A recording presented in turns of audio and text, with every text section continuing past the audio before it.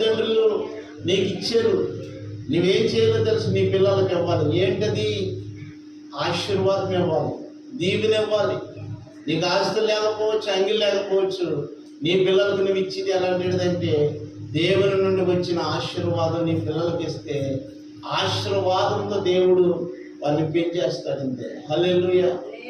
నేను ఎక్కడ చిక్కుపరచడు, అవమానపరచడు. నీ విషయాల్లో దేవుడు గొప్ప కార్యాలు చేస్తాడు. అదే దేవుని యొక్క మహాత్మ కార్యాలు. వెనుక ప్రియులారు, నూతన సంవత్సరంలో ఎలా ఉండాలో తెలుసా?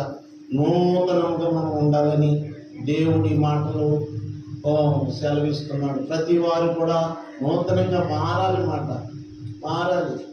మనం చేసుకున్న భక్తిలో నిజముందా, సత్యం ఉందా? ఏదో మీ పెద్దవాళ్ళు చేస్తున్నారని నువ్వు చేస్తే లాభం లేదు, లేకపోతే ఎవరు చేస్తున్నారు అలా చేస్తున్నాను అనుకుంటే కాదు. అందులో సత్యం ఉందా లేదా, నిజముందా లేదా, ఇది నిజమేనా? అందుకని మనుషుల పద్ధతులు, ఆచారాలు మనం పాటించుకోకుండా దేవుని చిత్తం ఏదో మనం జాగ్రత్తగా వెతికితే నీకు ఆ దేవుని యొక్క